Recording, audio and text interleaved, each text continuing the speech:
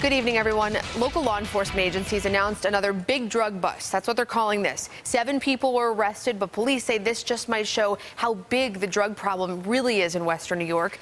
News 4's Dave GREBER joins us live from Buffalo Police Headquarters. Dave?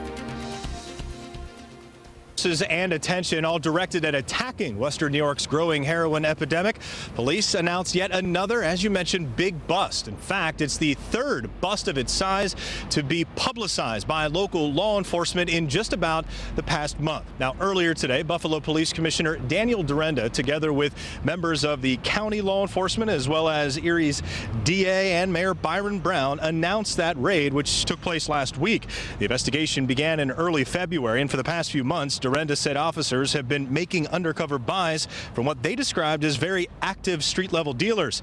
Now, the video you're seeing here is provided by Buffalo Police of their SWAT teams from the raids that took place again last week. In all, 7 people, all from Buffalo, were arrested on 6 indictments for possessing and dealing crack cocaine, heroin, and the deadly additive fentanyl. The mixture of fentanyl and heroin has become increasingly deadly, with dozens of people dying from overdoses in just the first 6 months of this year. We know that today any bundle of heroin, any package of heroin can be a fatal dose.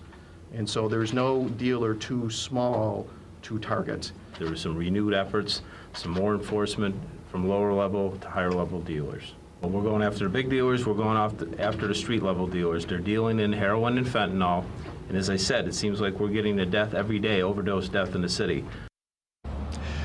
Now, earlier this month, the Buffalo Police announced a roundup of nearly 24 higher-level dealers, plus more heroin, cocaine, and fentanyl in that bust. So why is today's announcement regarding these low-level dealers really that big of a deal? Well, let's put things into perspective. Commissioner Durenda said earlier today one of these low-level dealers that they have been investigating for about the past year had an average of about 1,500 customers or drug buys every single day. So no matter what level, whether it's a high level, a mid level, or in this case a street or low level dealers, police and law enforcement all across Western New York are certainly being active, at least they have been in the past month, of getting these drugs, these deadly drugs, off our streets.